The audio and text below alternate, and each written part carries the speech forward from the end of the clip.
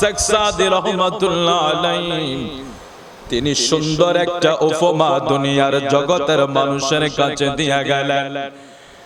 সব মানুষেরা জানে, কবির ভাষা সবাই শিখে, কবিতার ভাষাও সবাই জানে, কোরআনের ভাষাও সবাই শিখে, কোরআনের হুকুমও সবাই জানে, কিন্তু একটা জায়গায় অভাব।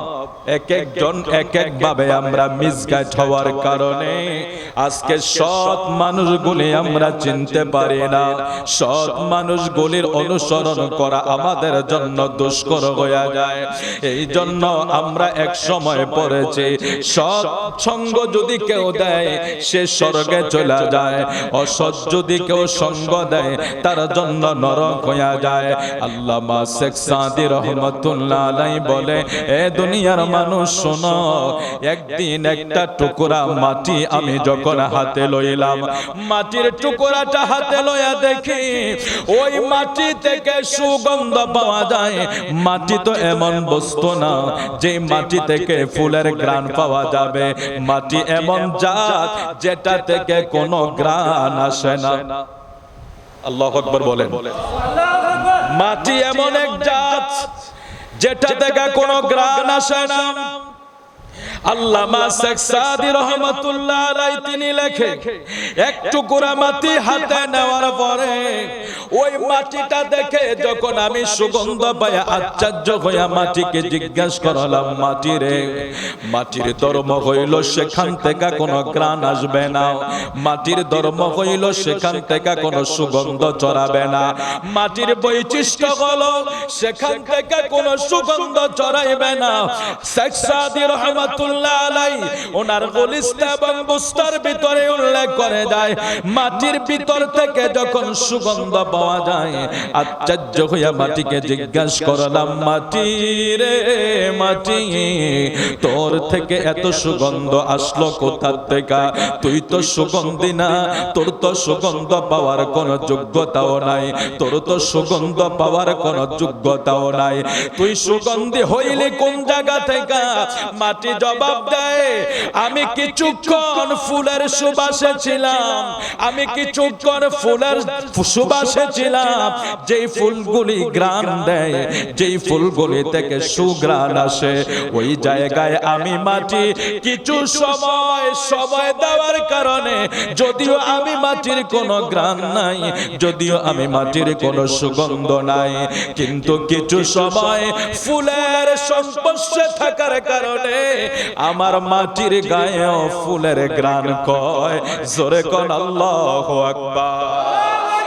রে দুনিয়ার মানুষ, কিছুক্ষণ যদি আতরের দোকানে থাকি, বের হওয়ার পরে আমার শরীরে আতরের ঘ্রাণ মানুষ পাইবে, আর কিছুক্ষণ যদি আমি সুটকির দোকানে সময় দেই, বের হওয়ার পরে আমার শরীর থেকে সুটকির ঘ্রাণ বের হবে। আমি মানুষ হইলাম একজন, যেখানে সময় দেই ওই ঘ্রাণ আমার শরীর থেকে বের হবে, যেই জায়গায় আমি সময় দেই ওই জায়গা থেকে ওই জায়গার ঘ্রাণ আমার শরীর থেকে বের হবে। কবির ভাষা ছিল সৎসঙ্গে স্বর্গবাস, অসৎসঙ্গে সর্বনাশ, আর আল্লাহর কোরআনের ভাষা হয়ে গেল, ইয়া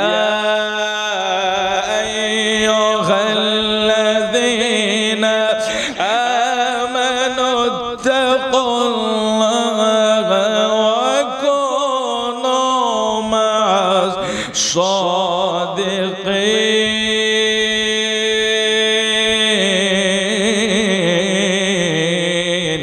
আল্লাহু আকবার, আল্লাহু আকবার। একটু জোরে বলি ইয়া রাসূলুল্লাহ। আল্লাহ বলে, সৎ লোক যারা তাদের সঙ্গ দাও, যারা ভালো লোক তাদের সাথে সময় দাও, যেই মজলিস ভালো ওখানে সময় দাও। কবি বলে, ভালো জায়গায় সময় দিলে স্বর্গ পাবে, আল্লামা শেখ সাদি বলে মাটিও যখন ফুলের সুবাসে কিছু সময় ছিল মাটির থেকে সুঘ্রাণ আসতে লাগলো। একটা মাটি যদি যেখান থেকে সুঘ্রাণ পায় না, মাটির বস্তু এমন এটার কোনো ঘ্রাণ নাকে লাগবে না, এটাও যদি ফুলের সুবাসে থাইকা ফুলের গান শরীরে নিতে পারে। এই দুনিয়ার মানুষ আমরা যারা, আমরা যদি হক্কানি লোকের সংস্পর্শে যেতে পারে, ওলি আউলিয়াদের সংস্পর্শে যেতে পারে, গাউসে পাকের সদকায় যদি আমরা থাকতে পারি, হক্কানি লোকের সদকায় যদি আমরা থাকতে পারি, হক লোকের সাথে যদি আমরা সময় দিতে পারি, ওই সময়টা দিলে আপনি আমি যদিও শরীরে কোনো ঘ্রাণ নাই, আমাদের পাপের বোঝা অনেকবারই হয়ে গেছে, হক লোকের সাথে সংস্পর্শ দিতে দিতে দিতে দিতে মাটিও যেভাবে ফুলের সংস্পর্শে সুবাসিত হয়ে যায়, আমরা মানুষও একদিন সুবাসিত হয়ে যাব। জোরে জোরে বলে আল্লাহু আকবার। যেই ফুলের সুবাস আমার গাউসে পাক পেয়েছিলেন, যেই ফুলের সুবাস আমার গাউসে পাক অর্জন করেছিলেন, গাউসে পাক এমন ফুল অর্জন করেন, এমন ঘ্রাণ অর্জন করলেন, যেই ঘ্রাণ আজকে গোটা বিশ্বের ভিতরে মানুষের মাঝে ছড়িয়ে আছে। আল্লাহু আকবার বলেন। গাউসে পাকের ফুলের ঘ্রাণ গোটা বিশ্বের মাঝে মানুষের কাছে ছড়িয়ে ছিটিয়ে আছে। গাউসে পাককে যখন আমরা যদি জিজ্ঞেস করি, হুজুর আপনার সৌরভ এত ঘ্রাণ কেন, এত সুবাসিত কেন, তখন ওনার জিন্দেগি তালাশ করলেই দেখা যায় তিনার সংস্পর্শ, তিনার জিন্দেগি, তিনার সাধনা, তিনার চলা, তিনার খাওয়া উঠা বসা সব কিছুতে যখন সত্যের সাথে হয়েছে, এক সময় উনি এইভাবে সত্যের সাথে চলতে চলতে ওয়াকুনু মা'আস সাদিকিন, সাদিকিনদের সংস্পর্শে যেতে যেতে উনি এমন একজন মাকামে পৌঁছে গেলেন, তিনাকে বলা হয় গাউসুল আজম। ওই মাকামে যাওয়ার কারণে গোটা বিশ্বে গাউসে পাকের সেই ফুলের ঘ্রাণ ছড়িয়ে ছিটিয়ে আছে। সেই ঘ্রাণ আমরা নিচ্ছি। এখন আমরা গাউসে পাকের মাহফিল করি, স্মরণ করি, একমাত্র কারণ উনি একজন আল্লাহর বেলায়েতের জগতের ওলি, আল্লাহর জগতের সবচেয়ে বড় একজন মহান ওলি, ওলিদের সম্রাট হওয়ার কারণে আজকে সবাই আমার গাউসে পাককে স্মরণ করে। আর এই স্মরণ করার মাধ্যমে আমাদের জিন্দেগিকে আমরা পরিবর্তন করার চেষ্টা করি। আল্লাহ কবুল করুক, জোরে বলেন আমিন। বাজান রে আমার, এমন নেক লোকের নজর পাওয়ার জন্য, নেক নজর পাওয়ার জন্য আমরা বসেছি। এই মজলিসটাও নেককারদের মজলিস, কারণ এখানে যারা এসেছে মাগরিবের নামাজ পড়েছেন, ওযু অবস্থায় বসেছেন, তাসবিহ তাহলিল পড়েছেন, কারণ যারা নামাজে ঢুকে যায় আল্লাহর হাবিব সাল্লাল্লাহু আলাইহি ওয়াসাল্লাম বলেন তাদের এই বডিটা থেকে আল্লাহর একজন ফেরেশতা তার জিম্মায় গুনাহগুলি নিয়ে দাঁড়িয়ে থাকে। আল্লাহ বলে, আল্লাহর হাবিব বলে এটা আল্লাহ পাকের এক মেহেরবানি। আল্লাহ বলে আমার বান্দা গুনাহ অবস্থায় আমাকে সিজদা দিবে না, এটা আমি মেনে নিতে পারি না। আমার বান্দার গুনাহগুলি তোরা নিয়ে দাঁড়িয়ে থাক যতক্ষণ আমাকে সিজদা দেয়। এখন নামাজ শেষ হইলে আমি চাইলে তাকে মাফও করে দিতে পারি। সুবহানাল্লাহ বলে। অর্থাৎ আমরা যতক্ষণ নামাজে আছি ততক্ষণ আমাদের গুনাহগুলি একজন ফেরেশতা নিয়ে দাঁড়িয়ে থাকে। এটা আমার মাথার উপরে থাকে না, কারণ আল্লাহ চায় আমার বান্দা যখন আমাকে সিজদা দিচ্ছে পবিত্র অবস্থায় সিজদা দেখ। আর নামাজ যখন শেষ হয়ে যায় বান্দার গুনাহগুলি যদি বান্দার কাছে দিতে চায়, আল্লাহর হাবিব বলে যদি আল্লাহর দয়া হয়ে যায়, সিজদা যদি কবুল হয়ে যায়, রুকু যদি কবুল হয়ে যায়, সুবহানাল্লাহ আর সুবহান রাব্বিয়াল আলার আওয়াজ যদি কবুল হয়ে যায়, আল্লাহ যদি মেহেরবানি হয়ে যায়, ওই নামাজ অবস্থায় তার গুনাহগুলি যে আরেকজন ফেরেশতার জিম্মায় নিয়েছে এটা তার কাছে দেয় না, এই অবস্থায় আল্লাহ তাকে নিষ্পাপ বানিয়ে দিতে পারে। সুবহানাল্লাহ। এখানে এই জন্য বলেছি আমাদের সংস্পর্শগুলি বেশি ঝামেলা হয়ে গেছে, বন্ধুত্বগুলি দিন দিন আমাদের আমরা দেখে শুনে বন্ধুত্ব করতে পারছি না। এমন কিছু লোকের সাথে সময় দেই যে লোকের কাছ থেকে আমি কখনো দিন ধর্ম শিক্ষা তো দূরের কথা, আমি মসজিদ মুখীও হতে পারি না। তো আল্লাহর হাবিব সাল্লাল্লাহু আলাইহি ওয়াসাল্লাম বলেছেন যে তোমাদের সঙ্গকে তোমরা ভালো করো, তোমরা এমন লোকের সাথে সঙ্গ দাও যার কাছে সঙ্গ দিলে আখিরাতের কথা স্মরণ হবে, মরণের কথা স্মরণ হবে, পরকাল শিখতে পাবে। এই জন্য বলছি আল্লামা শেখ সাদি রহমাতুল্লাহ আলাইহি উনি ওনার ভাষায় বলে গেছেন যে দুনিয়ার মানুষ শোনো, একটা মাটিও যদি ফুলের সাথে কিছুক্ষণ থেকে এটা সুবাসিত হয়ে যেতে পারে, তুমি আমি মানুষ কিছুক্ষণ সময় মাহফিলে বসে, মজলিসে বসে, নামাজে এসে, মিলাদে বসে, জিকিরে বসে কিছু সময় দিলে এখান থেকেও একজন মানুষ গুনাহ করার পরেও তার শরীর থেকে নেকের সুবাস ছড়াইতে পারে। এটা স্বাভাবিক, এটা অস্বাভাবিকের কিছু না।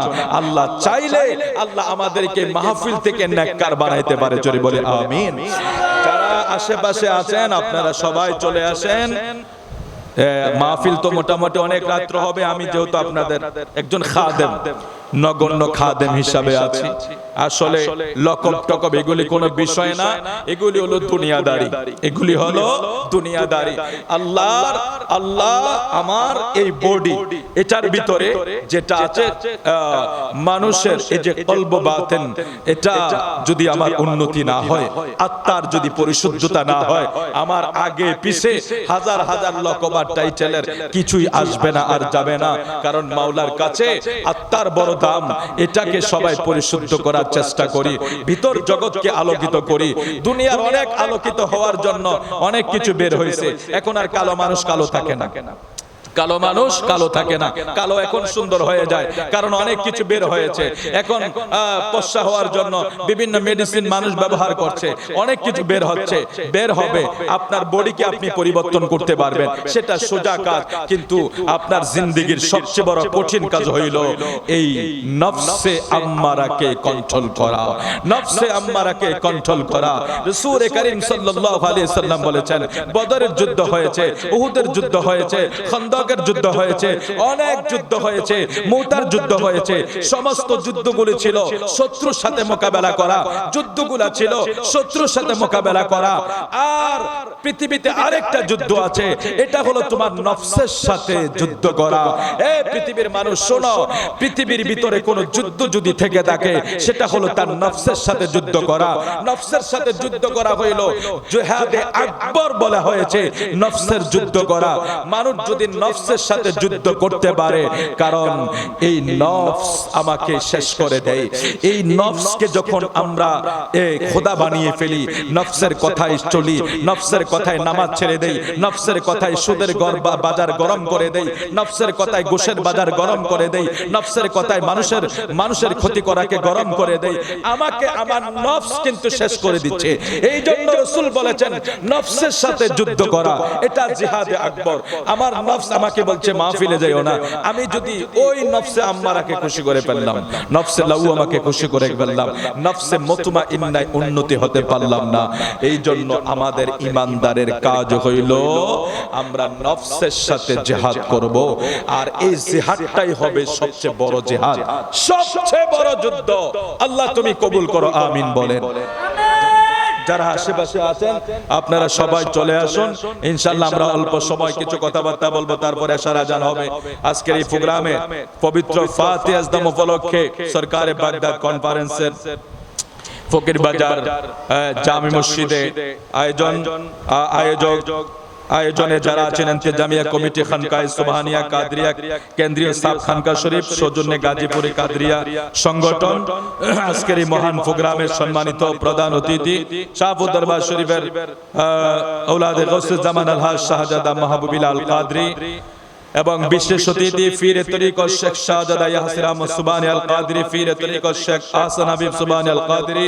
মাহফিলের সভাপতিত্ব করছেন বিশিষ্ট আলেম দ্বীন উস্তাদুল উলামা মুজাহিদ আহলে সুন্নাত হযরত আল্লামা আলহাজ মাওলানা মুফতি কাজী আবুল বাশার আল কাদরি সাহেব, প্রতিষ্ঠাতা অধ্যক্ষ ফকির বাজার ইসলামিয়া সুন্নিয়া সিনিয়র মাদ্রাসা, সভাপতি আহলে সুন্নাত ওয়াল জামাত জাতি ইমাম সমিতি বরিচং কুমিল্লা, প্রধান বক্তা মুজাহিদ আহলে সুন্নাত সুমধুর কণ্ঠ হাফেজ মাওলানা মুফতি বাইজিদ রাজা রাজাবি সাহেব, বিশিষ্ট বিশেষ আলোচক হিসেবে উপস্থিত আছেন মুজাহিদ আহলে সুন্নাত হযরতুল্লাহ মাওলানা মুফতি কাজী মুস্তাফিজুর রহমান বাশারি আল কাদরি সাহেব, এবং আমাদের মসজিদের সম্মানিত ইমাম উপস্থিত থাকার কথা ছিল, ওনার বাবা ইন্তেকাল হওয়ার কারণে উনি আসতে পারে নাই। হযরত মাওলানা সুমধুর কণ্ঠ হাফেজ আজগর হোসেন আল কাদরি, আর অনেকে আমার ভাই বাবার উপস্থিত আছেন। আল্লাহ পাক আমাদেরকে আজকের এই গৌস পাকের ফাতি আজদামের উপলক্ষ করে আল্লাহ আমাদেরকে কবুল করেন, এক জোরে বলে আমিন। আরো জোরে বলো না আমিন। মুআজ্জাজ হাজিরিন, এই মাহফিলগুলো অনেক বরকতময়। আমি জুমার ভিতরে বলেছি যে আত্মার পরিশুদ্ধতা এখান থেকে আসবে। আপনি এগুলি হলো টাওয়ার, আল্লাহর ওলিরা ঈমান রক্ষা করার টাওয়ার। আপনি ঈমানকে রক্ষা করতে হলে বায়াত অবশ্যই প্রয়োজন। যদি আপনি বায়াত না নেন, আপনি মনে করেন বা বর্তমান যে একটা মিসগাইড করা হয় মানুষকে, অমুকের কাছে যেও না, তমুকের কাছে যেও না, এই বিষয়গুলো আমাদেরকে আসলে ভুল বোঝানো হয়। আমার ঈমানকে রক্ষা করার জন্য একজন হক্কানি লোকের দ্বারস্থ হতে হবে। এটা দুনিয়ার সিস্টেমে, তো বাবা দুনিয়ার সিস্টেমে তো একজন হক্কানি লোকের দ্বারস্থ হতে হবে। তো আমরা যে তরিকার উপরে আছে কাদরিয়া তরিকা, যে তরিকার প্রধান হইল গৌস পাক আব্দুল কাদের জিলানী আল গিলানী রাদিয়াল্লাহু তাআলা আনহু, সে গৌস পাকের যে মাকাম, গৌস পাকের তরিকায় আমাদের পীর বুজুর্গ যারা আছেন তারা মুরিদ করাচ্ছেন, সেই তরিকায় যদি আমরা হাত রাখি, আমাদের সেই বায়াত যদি আমরা হক্কানি লোকের কাছে নেই, আর যাই হোক আমার ঈমানকে কেউ নিতে পারবে না। এটা আপনি লিখে রাখেন। যদি আপনি নির্দিষ্ট একটা দরবারে বায়াত না নেন, নির্দিষ্ট একটা দরবারে যদি আপনার হাত না রাখেন, যে কেউ আপনার ঈমানকে চুরি করে নিয়ে যাবে। আর আপনি দেখেন যারা বায়াত হয়ে গিয়েছে, বায়াত হওয়ার পরে যথেষ্ট সময় সেখানে দিচ্ছে বা দেয়, তাদেরকে কোনো বাতিল তাদেরকে বুঝাইতে পারে না, বাতিলদের কোনো কথাই তারা তাদের কানে দিতে পারে না, কারণ তিনি যার হাতে বায়াত নিয়েছেন। আপনি ধরেন গাউসুস জামান আব্দুস সামাদ আল কাদেরী, ডক্টর আহমদ ফেয়ারা বাগদাদি বন্দিশা, তারপরে মোহাম্মদ ফেয়ারা হুজুর সহ যারা আছেন, আপনারা যারা প্রবীণ মুরিদ আছেন, আমি একটা কথা বলি শুনেন। মান্নান চৌধুরী সাহেব ইন্তেকাল করেছে, আল্লাহ জান্নাত নসিব করুক, আমিন বলেন। একবারে বয়োজ্যেষ্ঠ মুরব্বী হয়ে গিয়েছে, গুজা হয়ে হাঁটতো। আমি এখানে মসজিদের রুমে বসা, যে কোনো একটা বিষয় আপনাদের এলাকায় নিয়ে, উনি এখানে এত গরম হয়েছে বিষয়টা নিয়ে, বাতিলদের একটা বিষয় নিয়ে, আমি ওনার মেজাজ দেখে আমিও ভয় পেয়ে গেছি। রুমে কিন্তু আর কেউ নাই, এখানে মসজিদের রুমে উনি টেবিলে থাবড়ায় থাবড়ায় কথাগুলি বলছিল বাতিলদের ব্যাপারে, বাতিলদের ব্যাপারে।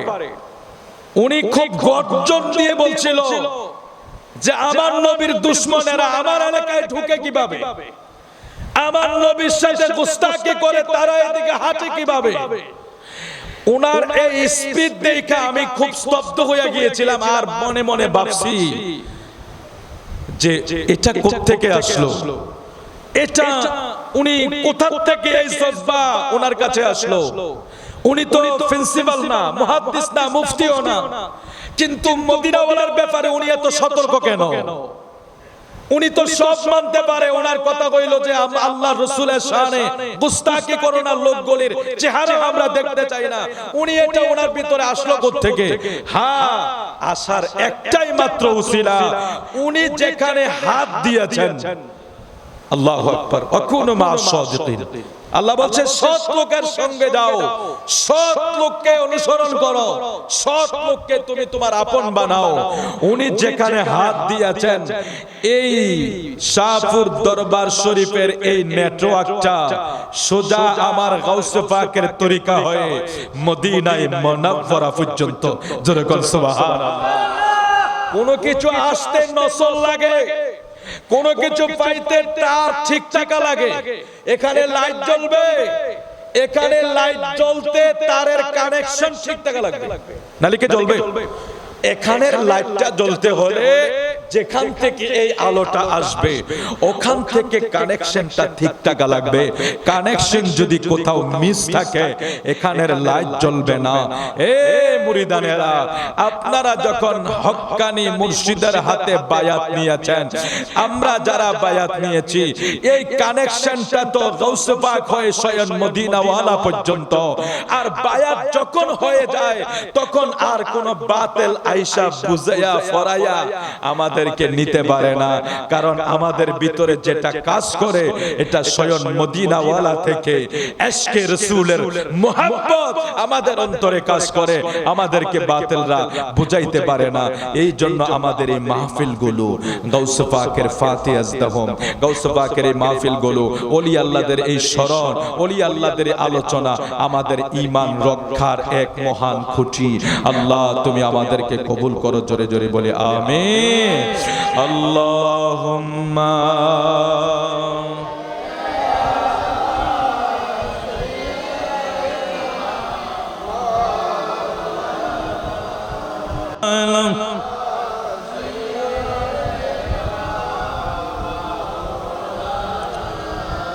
মুহাম্মদ ওয়া আলা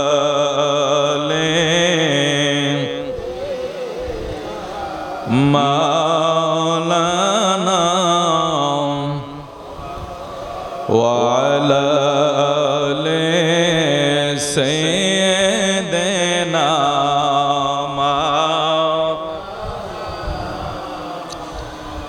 এমন কাছে কাছে, এমন কাছে কাছে যারা নবীর প্রেমে মরা, ব্যথার হৃদয় ভরায় আমার, ব্যথার হৃদয় ভরা, ব্যথার হৃদয় ভরায় আমার, ব্যথার হৃদয় ভরা। হে মনে কাছে কাছে যারা নবীর প্রেমে মরা, ব্যথার হৃদয় ভরায় আমার, ব্যথার হৃদয় ভরা। অনেক কষ্ট বলিবার নয়, আরে মনের কষ্ট মনেতে রয়, যায় না প্রকাশ করা। অনেক কষ্ট বলিবার নয়, আরে মনের কষ্ট মনেতে রয়, যায় না প্রকাশ করা। তোমরা আমার সালাম পৌঁছে দিও, তোমরা আমার সালাম পৌঁছে দিও, রওজাতে যাবে যারা, ব্যথার হৃদয় ভরায় আমার, ব্যথার হৃদয় ভরা। এমন কাছে কাছে, এমন কাছে কাছে যারা নবীর প্রেমে মরা, আমার ব্যথার হৃদয় ভরায় আমার, ব্যথার হৃদয় ভরা। মদিনাতে যারা যাবে নবীজির সুপারিশ পাবে, ধন্য হবে তারা। তোমরা আমার সালাম পৌঁছে দিও, তোমরা আমার সালাম পৌঁছে দিও, রওজাতে যাবে যারা, ব্যথার হৃদয় ভরায় আমার, ব্যথার হৃদয় ভরায় আমার, যারা নবীর প্রেমে মরা। এমন কাছে কাছে, এমন কাছে কাছে কাছে যারা নবীর প্রেমে মরা বেতারি দয় ভরায় আমার বেতারি দয় ভরা অনেক কষ্ট বলিবার নয় মনের কষ্ট মনেতে রয় যায় না প্রকাশ করা তোমরা আমার সালাম পৌঁছে দিও তোমরা আমার সালাম পৌঁছে দিও রোজাতে যাবে যারা তোমরা আমার সালাম পৌঁছে দিও রোজাতে যাবে যারা বেতারি দয় ভরায় আমার বেতারি দয় ভরা এমন অনেক আসে কাছে এমন অনেক আসে কাছে যারা নবীর প্রেমে মরা আল্লাহু আকবার আল্লাহু আকবার আমার নবীর প্রেম ছাড়া কিছু নেই জগতে আমার নবীর প্রেম ছাড়া কিছু নাই জগতে দেওবন্দের প্রতিষ্ঠাতা সবচেয়ে বড় আলেম কাসেম নানুতুবি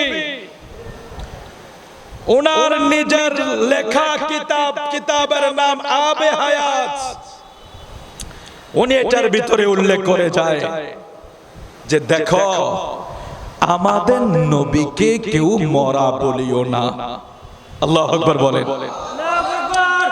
কওমি মাদ্রাসার সবচেয়ে বড় মার্কাজ হলো দেওবন্দ দারুল উলুম দেওবন্দ ওই মাদ্রাসার যিনি প্রতিষ্ঠাতা কাসেম নানুতুবি সাহেবের লেখা আবে হায়াত এটার ভিতরে উনি লিখে যায় যে আমার নবীকে কেউ মরা বলিও না বলে কেন বলে আরে নবী যদি এক সেকেন্ডের জন্য মারা যায় এক সেকেন্ডের জন্য যদি নবীকে মরা বলা হয় বা নবী মারা যায় গোটা সৃষ্টি তছনছ হয়ে যাবে সুবহানাল্লাহ সুবহানাল্লাহ বিষয়টা বুঝতে পারছেন আমার নবী যখন মেরাজে গিয়েছে তখন 27 বছর কেটে গেছে এত লম্বা সময় কেটে গেল পৃথিবীর মানুষ কেউ বলতে পারলো না শিকল লড়ে ওজোর পানি যায় বিছানা গরম কাহিনী কি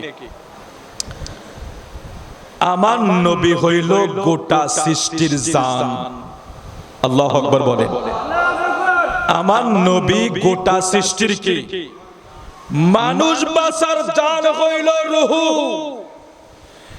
আল্লাহর সৃষ্টি গোটা সৃষ্টি খোদার খোদাইত্ব এটা বেঁচে থাকার জান হইল নবী মুহাম্মদুর রাসূলুল্লাহ সাল্লাল্লাহু আলাইহি সাল্লাম এখন আমার নবী যদি মরে যায়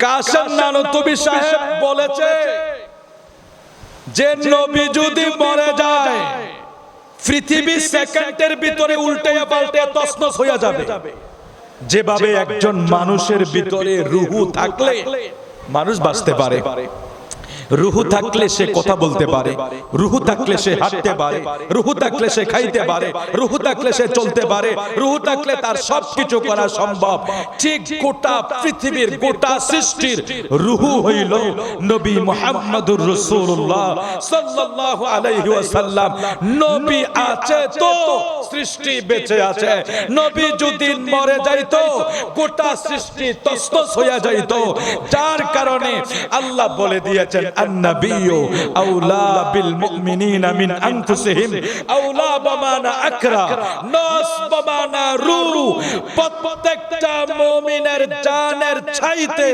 আর নিকটে আমার মদিনার নবী জোরে কল সুবহানাল্লাহ দেখেন এখন আমার নবী চলে গেছে বাহ্যিক আমরা আমার নবীকে দেখি না দুনিয়ার হায়াত থেকে নবী চলে গেছে এখন যদি আমরা এই জন্য বলি নবী মরে গেছে তাইলে অবস্থাটা কি হবে এখন কি দুনিয়া ঈমানদার নাই কথা ঈমানদার নাই দুনিয়া ঈমানদার যদি না থাকতো তাহলে দুনিয়া থাকতো ইমানদার অবশ্যই দুনিয়াতে আছে। তো কোরআন শরীফ আমাদেরকে প্রমাণ করছে আন-নাবিয়্যু আওলা বিল মুমিনিনা মিন আনফুসিহিম, প্রত্যেকটা মুমিনের জানের চাইতে আরো নিকটে। আওলা বামানা আকরা, নাস বামানা রূহ, প্রত্যেকটা মুমিনের জানের চাইতে নবী আরো নিকটে। তাহলে মুমিন দুনিয়ায় আছে, মুমিন দুনিয়ায় আছে, আমার নবীও মুমিনের জানের কাছে আছে, কিয়ামত পর্যন্ত থাকবে, নবীও থাকবে। নবী আছে তো মুমিন আছে, নবী আছে তো গোটা সৃষ্টি আছে। কাসেম নানুতুবি ফরমান যে কেউ যদি বলে নবী মরে গেছে, তাইলে সৃষ্টিও তো বেঁচে থাকার কোনো সুযোগ নাই। সুতরাং আমার নবী হায়াতুন নবী, আমার নবী জিন্দা নবী। জোরে কোন সুবহানাল্লাহ। মুআজ্জিজ হাজিরিন, সেই ঈমানের বিষয় বলছিলাম, এগুলি যদি আপনি রক্ষা করতে হয় আপনার এখানে বায়াতের প্রয়োজন আছে। লিখে রাখেন, আপনি যদি মনে করেন আপনাকে বায়াতের বিষয় বিভিন্ন ভাবে বুঝাচ্ছে যে এটা করবে না, ওটা করবে না, অমুকে ভণ্ড তমুকে, ভাই আমরা কখনো বলছি আপনি ভণ্ডদের কাছে যান? আমার নবীর হাদিস শরীফ তো আছে, আমার নবী নিজে বায়াত যখন করাইলেন তখন নারীরাও আমার নবীর কাছে বায়াত নিতে আসলেন। তখন আমার নবী কিভাবে বায়াত নিয়েছেন? আল্লাহ রাসূল সাল্লাল্লাহু আলাইহি ওয়াসাল্লাম নারীদের হাতে স্পর্শ করেন নাই, তাদেরকে নসিহতের মাধ্যমে বায়াত করাইলেন। কোন জায়গা থেকে? পর্দার আড়াল থেকে। এখন আমার নবী তো সিস্টেম আমাদেরকে দেখিয়ে দিয়েছেন, সেটা যদি কোন দরবার, কোন পীর সাহেব না মানে আমরা তাকে মানবো না, সোজা কথা। তো এমন দরবার আছে যারা শরীয়তের ব্যাপারে অনেক কঠোর, কখনো তারা নারীদের সামনে যাওয়া তো দূরের কথা, এভাবে হাত মেলে বায়াত নেওয়া, এগুলি যারা নেয় আসলে এগুলি সাজে, ফির সাজে, এগুলি মূলত জ্ঞানে গুণে ফির না। আমরা ওদের কাছে যাইতে বলি না। বায়াতের বিষয় বলছি, হক্কানি ফিরের কাছে বায়াত নিয়ে নেন, নাইলে কিন্তু রক্ষা পাওয়াটা বড় মুসিবত হয়ে যাবে। আশ্চর্য হয়ে গিয়েছে, দেখেন এই কিতাবটা আমি গত 2-3 দিন আগে অনলাইন থেকে এসেছি, আল ফাতহুর রব্বানি ওয়া আল ফাইজুর রহমানি। এটার ভিতরে গাউসে পাক যে ওয়াজ করতেন সমস্ত ওয়াজগুলো এটার ভিতরে আছে। আলহামদুলিল্লাহ বলেন, গাউসে পাকের জিন্দেগিতে অনেক আলোচনা হয়েছে, তবে এটার ভিতরে আপনার কোন মাদ্রাসায়, কোন জায়গায়, কোন মাঠে কি ওয়াজ করেছেন সমস্ত কিছু এই বইটার ভিতরে উল্লেখ আছে। যেমন দেখেন এখানে লেখা আছে মজলিস নাম্বার 62, 541 হিজরির শেষ রজব শুক্রবার সকালবেলা মাদ্রাসার প্রাঙ্গণ, প্রসঙ্গ তাওহীদ। এইভাবে গাউসে পাক কি ওয়াজ করেছে এটাকে বাংলা করা হয়েছে। আলহামদুলিল্লাহ বলেন, আশ্চর্য হয়ে গিয়েছে, একটা জায়গায় স্তব্ধ হয়ে গিয়েছে আমি নিজেও, যে এদের চিন্তা ভাবনা। বিশ্বাস করেন এটা তো বাংলা, কেউ চাইলে আমি আপনাদেরকে এনে দিতে পারবো। আপনি পরিবর্তন হওয়ার জন্য আর কোনো ওয়াজ শোনা লাগবে না, ওয়াজ শোনা লাগবে না। শুধু এখানে মজলিস নাম্বার 2, মজলিস নাম্বার 1 এখান থেকে শুরু হয়েছে, এই যে এখান থেকে শুরু হয়েছে মজলিস নাম্বার 1, মানে গাউসে পাক যেখানে ওয়াজ করেছিলেন, প্রথম যেখানে ওয়াজ করেছিলেন 545 হিজরি 3 তারিখ শাওয়াল সোমবার সকালবেলা, স্থান হইল খানকা শরীফ, প্রসঙ্গ আল্লাহর উপর কোনো অভিযোগ না করা। এই প্রসঙ্গের উপরে গাউসে পাক ওয়াজ করেছেন। গাউসে পাকের ওয়াজের ধরন দেখেন, এটা কিন্তু বাংলা ছিল, এটা বাংলা ছিল না। গাউসে পাক কি বাংলায় ওয়াজ করেছেন? না, এটা আমাদেরকে বাংলা করে সুবিধা করে দিয়েছেন। কারণ এটা যদি আরবি ভাষায় থাকতো আমরা হয়তো বলতে পারতাম, কিন্তু আপনারা বুঝতে পারতেন। আমাদেরকে বোঝার জন্য যিনি এই খেজমতটা করেছেন, আলহামদুলিল্লাহ আমাদের সুন্নি আলেমরা, যিনি অনুবাদ করেছেন আলহাজ মাওলানা একেএম ফজলুর রহমান মুন্সি, উনি প্রাক্তন আপনার ঢাকা বিশ্ববিদ্যালয়ের একজন অনেক বড় একজন পোস্টে তিনি ছিলেন, উনি ঢাকা বিশ্ববিদ্যালয়ের একজন টিচার হিসাবে ছিলেন এবং উনি অনেক বড় একজন বিজ্ঞ লোক। উনি এই গাউসে পাকের ওয়াজগুলি উনি বাংলায় অনুবাদ করেছেন, অনেকগুলি ওয়াজ। আমি এগুলি পড়তে মানে খুঁজতে যাইয়া নিজে স্তব্ধ হয়ে গিয়েছি যে ওরা কিভাবে খেজমত করেছে। দেখেন গাউসে, আমি একটু রিডিং করে আপনারা শুনেন ওনার ওয়াজগুলি। আল্লাহ তাআলা তাকদীরের উপর আপত্তি উপস্থাপন করা এবং পৃষ্ঠ প্রদর্শন করা, ধর্মের মৃত্যু, তাওহীদের মৃত্যু, তাওয়াক্কুল ও ইখলাসের মৃত্যুর পরিচায়ক। গাউসে পাকের ওয়াজ দেখেন, ওই প্রসঙ্গ হইল কি আল্লাহর উপরে অভিযোগ না করা, ওয়াজের বিষয় হলো আল্লাহর উপর অভিযোগ না করা। এটার স্থান হইল খানকা শরীফ, আর সময় হইল শাওয়াল মাসের 3 তারিখ সোমবার সকালবেলা গাউসে পাকের ওয়াজের মজলিস। আল্লাহ তাআলার তাকদীরের উপর আপত্তি উপস্থাপন না করা এবং পৃষ্ঠ প্রদর্শন করা ধর্মের মৃত্যু, তাওহীদের মৃত্যু, তাওয়াক্কুল এবং ইখলাসের মৃত্যুর পরিচয়। গাউসে পাক এখানে যেটা আমাদেরকে বোঝাচ্ছেন, আমরা যদি আল্লাহর উপরে অভিযোগ করি, অভিযোগ করার তো অনেক রাস্তা আছে, নাউজুবিল্লাহ নাউজুবিল্লাহ বলে, মানে রাস্তাগুলি বলছি। আমার সন্তানটা, অনেক সময় আমরা ব্যানারে লিখি অকাল মৃত্যু, এই যে একটা ভুল বিষয় আমাদের মাঝে, মৃত্যুর আবার অকাল আছে, এটা আমাদের কাছে আমরা লিখি অকাল মৃত্যু, কি মৃত্যুর তো কোনো অকাল নাই, মৃত্যুর কাল যখন হবে তখনই মৃত্যু হবে, এটা আবার অকাল কাল আছে নাকি? মৃত্যুর কাল যখনই হয় তখনই মৃত্যু হবে, সেটা কোরআন শরীফে আছে না? আইনামা তাকুনু ইউদরিকুমুল মাউতু ওয়ালাউ কুনতুম ফি বুরুজিম মুশাইয়াদা, যখনই মৌতের সময় হবে তখনই আজরাইল আমাদের মৃত্যু ঘটাবে, আমাদের থেকে রূহ নিয়ে যাবে। কুল্লু নাফসিন যায়িকাতুল মাউত, এক সেকেন্ড এদিকেও হবে না ওদিকেও হবে না, আমার রূহ বের করার জন্য কোন সময় ক্ষেপণ করা হবে না, যদি নির্ধারিত সময় কি হয়ে যায়, শেষ হয়ে যায়। এখন এই সময়টা নির্ধারণ করছে কে? আরো জোরে বলেন। তখন গাউসে পাকের প্রথম আলোচনা হলো আল্লাহর উপর অভিযোগ না করা। এখন আমি কি করলাম, আমার একজন ভাই ইন্তেকাল করেছে, বয়স হলো মাত্র 20, মাত্র 22, আমি এটা এই অকাল মৃত্যু এটাও একটা অভিযোগ করে ফেললাম, মানে তার এখনো মৃত্যুর সময় না, আল্লাহ মৃত্যু দিয়ে দিয়েছে। কথাটা এরকম বুঝায় না? আমি যদি পোস্টারে লিখি অকাল মৃত্যু, তাহলে আমি কি বুঝাইলাম, যে এখনো তার মৃত্যুর সময় না, আল্লাহ তার মৃত্যু দিয়ে দিয়েছে। নাউজুবিল্লাহ বলেন। আমি বইটা পড়ে আশ্চর্য হয়ে গিয়েছি, আমি অনলাইন থেকে এটা এনেছি, যে গাউসে পাকের ওয়াজ মনে হয় আমরা এখন এগুলি এভাবে কেউ করি না, আমরা আমাদের মতো ওয়াজ করি, আমাদের ওয়াজে তাচিরের জন্য আসে না। কথার ধরন দেখেন, যে আল্লাহর উপর কোনো অভিযোগ না করা। এখন আমরা কি করছি, 20 বছরে মারা গেল কেন, 10 বছরে কেন মারা গেল, বা মাত্র বাচ্চাটা হইলো কেন মারা গেল, লিখে দিলাম অকাল মৃত্যু। আমি বুঝাইলাম তার মৃত্যুর এখনো সময় না, আল্লাহ তাকে মৃত্যু দিয়ে দিয়েছে। নাউজুবিল্লাহ বলেন।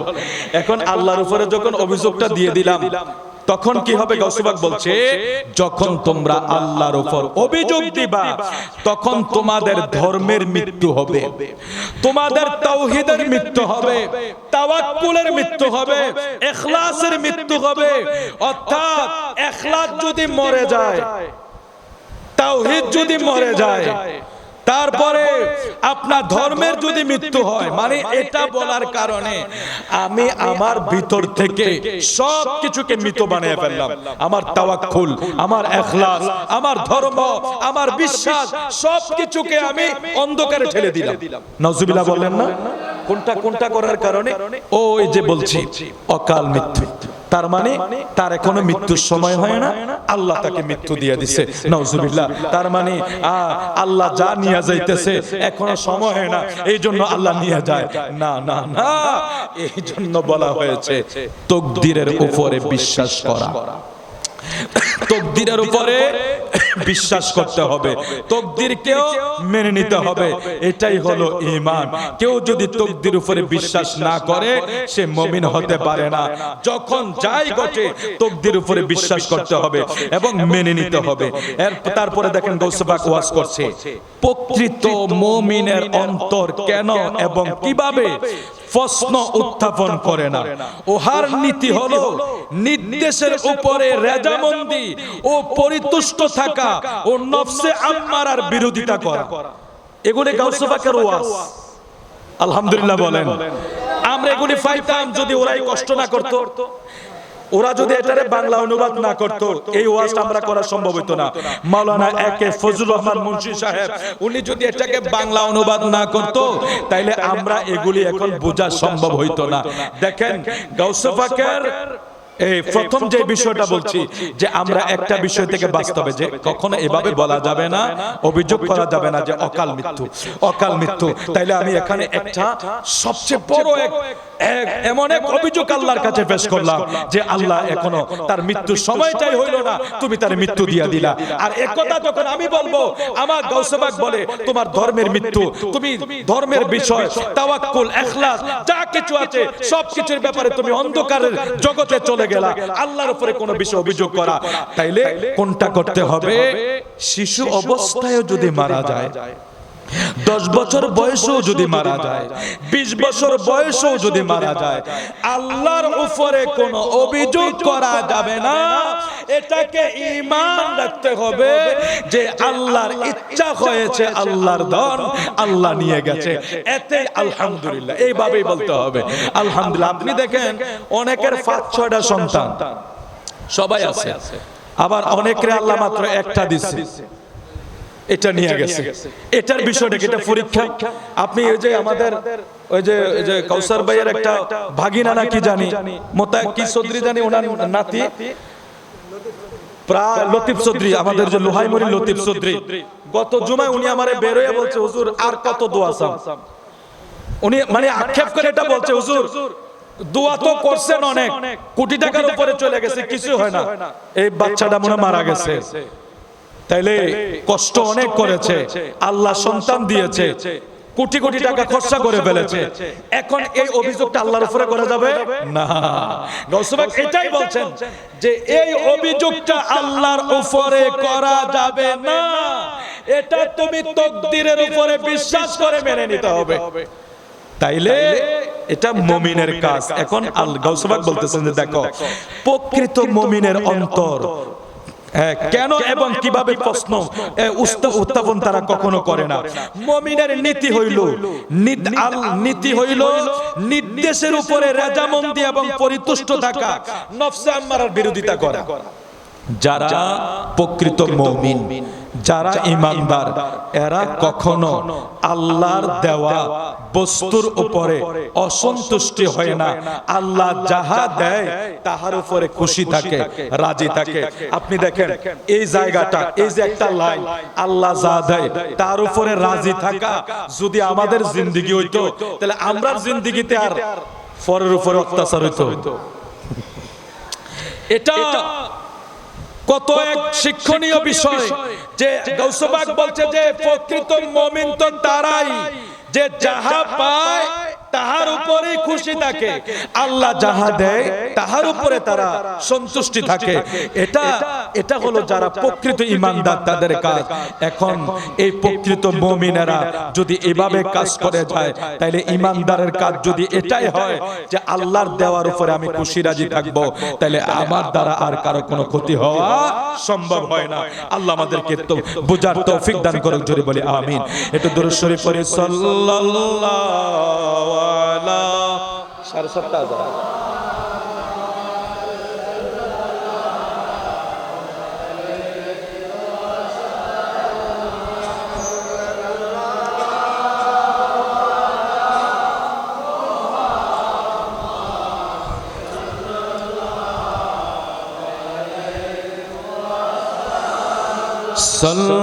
সাল্লাল্লাহু আলা মুহাম্মদ সাল্লাল্লাহু আলাইহি। নফসে আম্মারার বিরোধিতা করে, এটা আমি ওইটাই বলছিলাম। নফসে আম্মারার বিরোধিতা করা, এটা কার ওয়াজ? আমার গাউসে পাকের ওয়াজ। নফসে আম্মারার বিরোধিতা, যেই ব্যক্তি নফসে আম্মারার ইসলাহ ও সংশোধন করতে চায়, তার কর্তব্য হলো নফসের সাথে জিহাদ করা। আল্লাহু আকবার বলেন।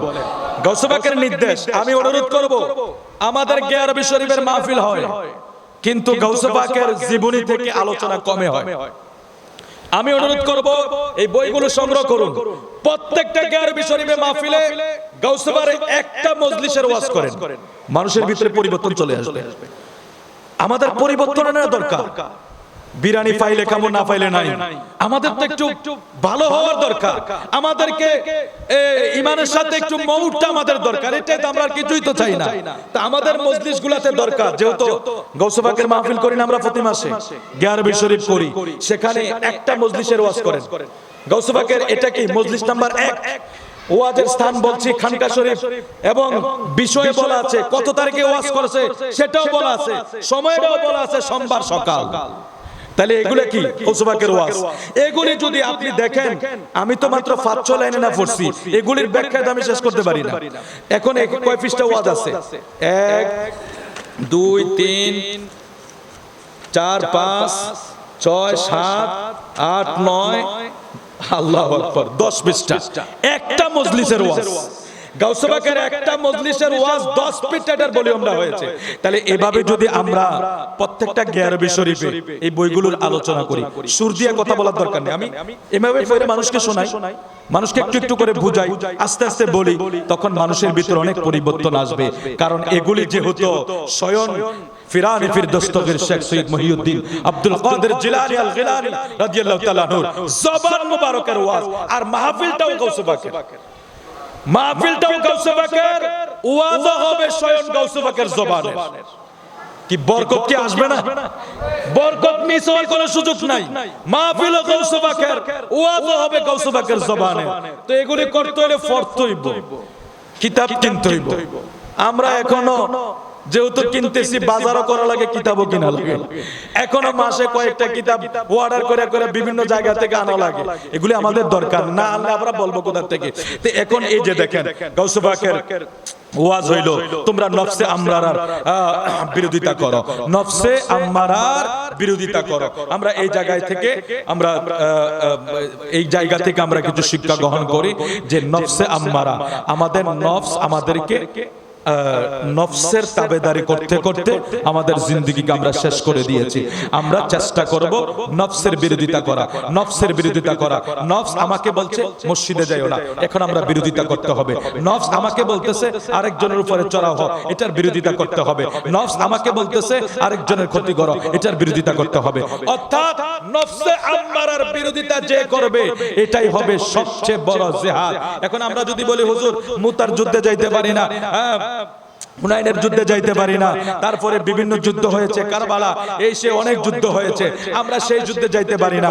আপনি সেই যুদ্ধে না গেলেও আপনি যদি আপনার নফসের সাথে যুদ্ধ করে আপনার জিন্দেগিটাকে, নফস সব সময় আপনাকে অন্যায়ের দিকে নিয়ে যাবে, সেখান থেকে আপনি ফিরে আসতে পারেন, এটা আপনার জিন্দেগির জন্য সবচেয়ে বড় জিহাদ হবে, সবচেয়ে বড় যুদ্ধ হবে, সবচেয়ে বড় যুদ্ধ হবে।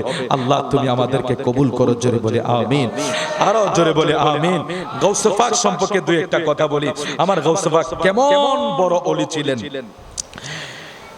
শায়খ আবুল কাসেম বাত্তা ইয়াহইয়া হাদ্দাদি রাহমাতুল্লাহ আলাইহি তিনি বর্ণনা করেছেন এই ঘটনাটা, যে আমি লেবাননের পাহাড়ে অবস্থান করেছিলাম। লেবাননের পাহাড়ে একজন শায়খ ছিল যার নাম আব্দুল্লাহ জিলি রাহমাতুল্লাহ আলাইহি। তিনি দীর্ঘ সময় পর্যন্ত সেখানে অবস্থান করেন। আমি তার নিকট বসে তাকে জিজ্ঞাসা করলাম, জনাব আপনি কতদিন এখানে আছেন? তিনি বলেন আমি দীর্ঘ 60 বছর। এমনি এমনি ওলি হইছে, আমরা তো শুধু তারা আমরা একটা ডেক গোছায় দিয়ে গেছে, আমরা শুধু খাইতেছি।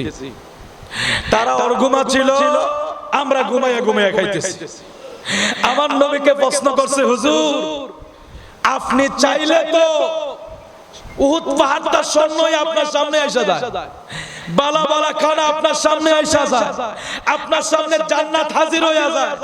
আপনি খেজুর পাতার বিছানায় ঘুমান কেন? আপনি খেজুর পাতার বিছানায় ঘুমান কেন? আমার রাসূল বলে, এরে আমার সাহাবারা শোনো, আমি যদি আরাম করি আমার উম্মতেরা ঘুমাইতে পারবে না। আমি যদি আরামের বিছানায় ঘুমাই আমার উম্মতেরা আরাম করতে পারবে না।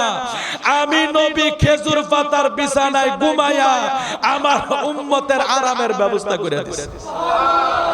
আল্লাহ আল্লাহু আকবার কবির। আল্লাহ গাউস পাক আব্দুল কাদের জিলানী আল গিলানী তিনার ব্যাপারে আব্দুল্লাহ জিলি তিনি বলতেছেন যে শোনো, আমি দেখেছি গাউস পাকের দরবারে প্রতি রাত্রে একদল